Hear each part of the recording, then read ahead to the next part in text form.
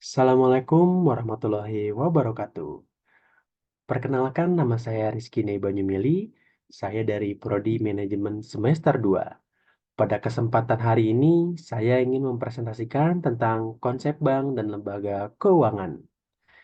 Bank dan lembaga keuangan adalah elemen kunci dalam sistem keuangan suatu negara. Mereka menyediakan layanan pinjaman, simpanan, investasi, dan transfer dana yang memfasilitasi aktivitas ekonomi dan pertumbuhan keuangan. Di sini ada perbedaan fungsi lembaga keuangan bank dan non-bank. Yang pertama, melancarkan pertukaran produk, barang, dan jasa, yaitu menghimpun dana dari masyarakat dalam bentuk simpanan dan menyalurkan ke masyarakat dalam bentuk pinjaman. Jadi kalau misalnya kita kerja, kan bank kan nyimpan uang kita ya. Nah, sebagian dari uang kita itu dia pinjamkan juga kepada orang lain yang membutuhkan. Misalnya ada orang mau minjem duit buat bikin suatu usaha kayak gitu-gitu. Yang kedua, memberikan pengetahuan dan informasi, yaitu lembaga keuangan melaksanakan tugas sebagai ahli dalam analisis ekonomi dan kredit. Lembaga keuangan berkewajiban menyebarkan informasi kegiatan yang berguna yang menguntungkan bagi nasabah. Kalau untuk kita lewat bank itu biasanya datanya udah jelas. Dihimpun di sana dana kita, dia udah ada kalkulasi dengan jelas tuh. Kemana pengeluarannya, kemana, kemana, dan kemana. Dan di sini ada lembaga non-bank.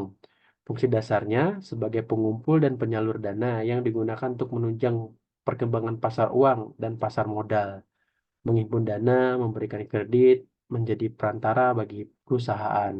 Yang kedua, lembaga keuangan non-bank tidak melakukan penghimpunan dana langsung dari masyarakat. Jadi lembaga keuangan bukan bank, tidak menghimpun dana seperti tabungan atau deposito, melainkan dengan mengeluarkan surat-surat berharga. Dia itu kayak ya investasi kayak gitu-gitu kan ada surat-surat berharga tuh. Ya kayak punya polis kayak gitu-gitu tuh.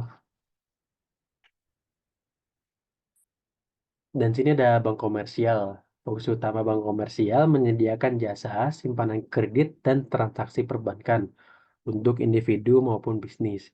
Yang kedua, produk dan layanan, termasuk rekening giro, tabungan, deposito, pinjaman, kartu kredit, dan layanan pembayaran elektronik. Di sini ada peran ekonomi, memobilisasi dana masyarakat dan menyalurkan kembali dalam bentuk kredit, mendukung kegiatan produktif dan pertumbuhan ekonomi.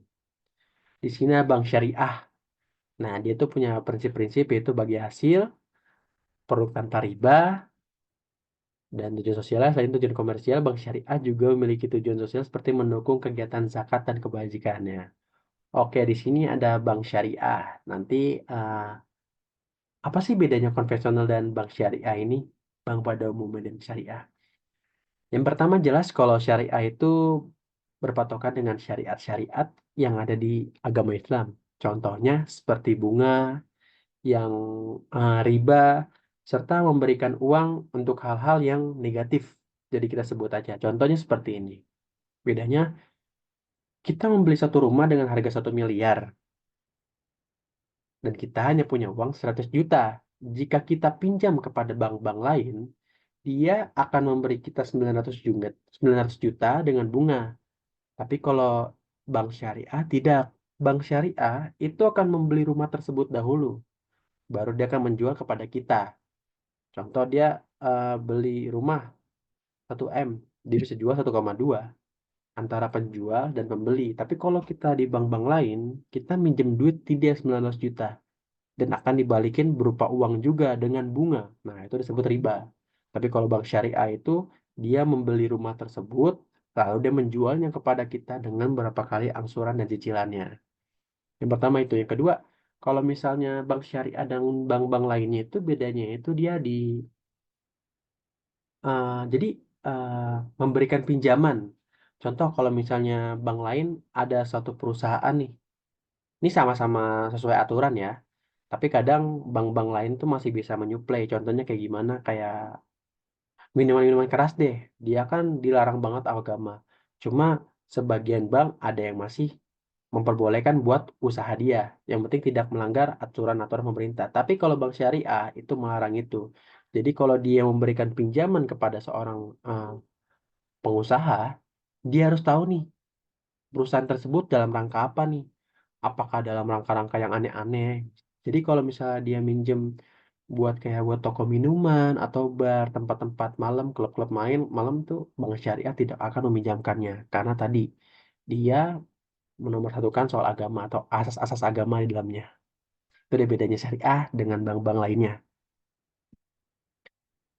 Di sini ada perusahaan asuransi dan dana pensiun. Pertama, perlindungan resiko. Perusahaan asuransi menyediakan perlindungan dari resiko-resiko yang tidak terduga seperti kematian, kecelakaan, dan kehilangan. Investasi jangka panjang, dana pensiun membantu individu mempersiapkan dana pensiun mereka melalui program investasi jangka panjang dan peran dalam pasar modal. Asuransi dan dana pensiun juga berperan penting dalam menggerakkan pasar modal melalui investasi. Jadi, asuransi itu eh, sesuatu yang sangat bagus. Dia itu masuknya itu lembaga keuangan non-bank, seperti saya bilang. Biasanya dia itu memberikan seperti surat-surat berharga. Nah, kayak gitu-gitu. Apa sih yang biasanya ada di kita? Eh, saya sendiri biasanya menggunakan asuransi apa ya? Kesehatan gitu, misalnya BPJS. BPJS tuh dia itu punya kartu nih. Jadi ya udah ada perjanjiannya terus kita setiap bulan cicil buat kesehatannya nanti kalau misalnya kita kenapa-napa kita masih di backup dengan BPJS tersebut. BPJS juga ada vaskesnya sih cuma itu nanti dah tergantung tingkatan-tingkatan juga ada jadi yang ngebuat istimewa BPJS dari vaskesnya tadi. Yang kedua saya juga menggunakan ya seperti kayak polis asuransi kayak laptop saya nih. Saya juga menggunakan asuransi sih setahun.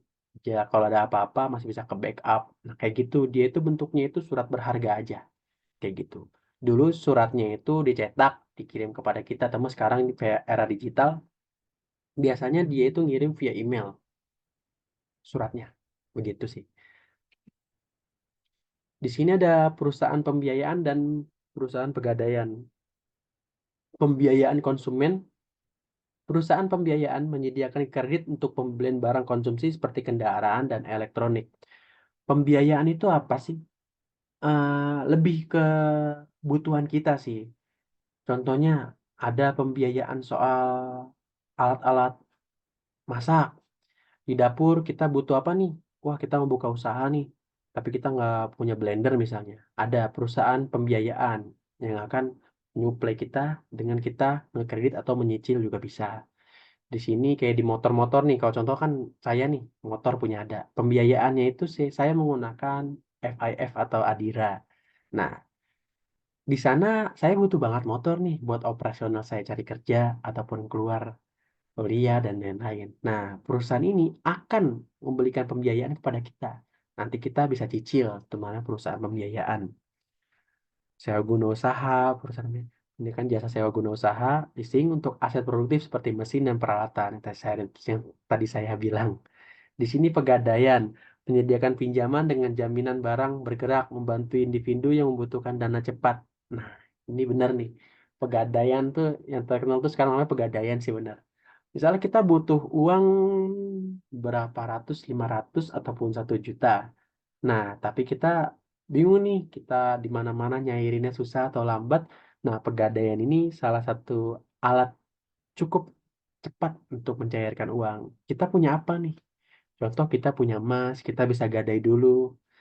Nanti di situ dia akan memberikan pinjaman yang sesuai dengan harga emas tersebut. Ya, nggak total banget seperti harga aslinya, rada menipis. Lumayan tergantung berapa kali cicilannya. Terus kalau pegadaian, kayak PPKB motor dan lain-lain, untuk pinjaman 5 juta mungkin motor-motor juga ditaksir kayak motor-motor yang kelas-kelas lama sih nggak bisa. Tapi kalau yang baru-baru tuh lumayan sih harganya, 8 juta bisa, 9 juta bisa untuk pinjaman. Jadi dia kayak megang jaminan gitu buat dia minjemin kepada kita. Jadi ya perusahaan pembiayaan dan pegadaian. Gak terlalu susah kalau untuk masalah pembiayaan dan pegadaian. Lalu di sini ada suku bunga dan resikonya. Suku bunga dipengaruhi oleh kebijakan moneter yang ditetapkan oleh bank sentral untuk mengatur inflasi dan pertumbuhan ekonomi. Resiko suku bunga, perubahan suku bunga dapat berdampak pada nilai investasi, kemampuan membayar cicilan, dan resiko kredit. Manajemen resiko, lembaga keuangan perlu mengelola resiko suku bunga dengan cermat untuk menjaga stabilitas keuangan. Di sini sebenarnya suku bunga ini pada akhirnya sangat berpotensi besar untuk keuangan di Indonesia. Jadi, eh, kalau rumusnya investasi dan lain-lain kan kayak inflasi, jadi itu jatuhnya tuh seperti ini. Jumlah permintaan dan penawaran saja. Jadi kalau yang minta banyak, berarti yang nawar pun lumayan banyak gitu. Jika permintaannya sedikit, yang nawar pun sedikit gitu. Nah, itu juga masuk ke dana kayak kalau kita main trading-trading kayak gitu tuh diagramnya. Nah, suku bunga ini dia menstabilkan di tengah-tengah itu biar mata uang itu tidak jatuh turun ke bawah sehingga tidak berharga atau biasa kita sebut inflasi. Inflasi. Setiap tahunnya sih kita merasakan itu ya inflasi. Kayak harga makanan pokok naik setiap tahun, tapi kita diimbangi dengan gaji naik gitu. Koperasi. Koperasi dibangun atas dasar kerjasama dan saling membantu antara anggota. Kegotong royongan, prinsip kegotong royongan dan demokrasi menjadi pondasi utama dalam pengelolaan koperasi. Edukasi. Koperasi berperan dalam memberikan edukasi keuangan dan kewirausahaan bagi anggotanya. Kalau koperasi ini, dia itu seperti suatu perkumpulan. Biasanya itu orangnya itu lebih dari 20 orang, tergantung koperasi seperti apa dia. Banyak-banyak ciri khas koperasi sih. Dia itu buat mencapai tujuan yang sama. Misalnya kayak koperasi pinjaman, kayak gitu-gitu. Dia sama-sama sepakat nih, setiap bulan misal bayar iuran, prinsipnya itu ngumpul bareng, kayak misalnya ada yang ingin buka usaha ini, oke nanti akan saya pinjamin segini. Cuma tetap ketika dipinjamin, nanti dia bakal kena bunga kan.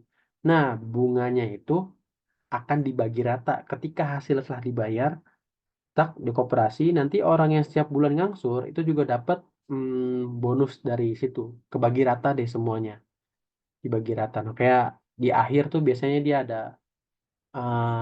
disebutnya itu ya perhitungan, perhitungan pembagian hasil. Nah, kayak gitu koperasi. Di sini kesimpulannya, lembaga keuangan seperti bank, asuransi, dan dana pensiun, dan koperasi memainkan peran penting dalam mendukung aktivitas ekonomi dan kesejahteraan masyarakat. Masing-masing memiliki karakteristik dan fungsi yang unik sehingga saling melengkapi dalam sistem keuangan yang komprehensif. Jadi saya bilang tadi, di dunia ini suatu negara, semua negara itu tidak luput dari yang namanya itu tadi keuangan, bank, investasi, pasar saham, pasar modal, dan lain-lain, itu buat kestabilan negara tersebut biar harga uang tersebut tidak jatuh.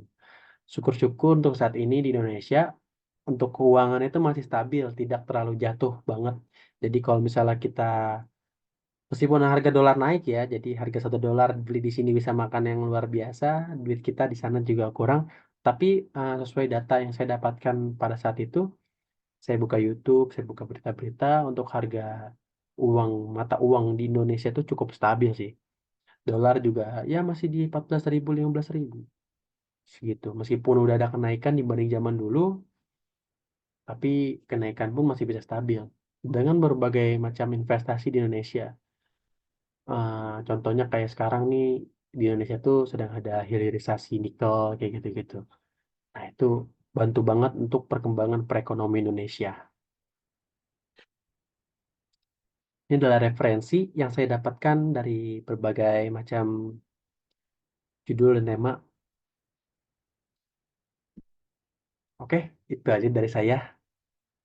Sekian dari Rizky Banyumili dalam menjelaskan bank lembaga keuangan.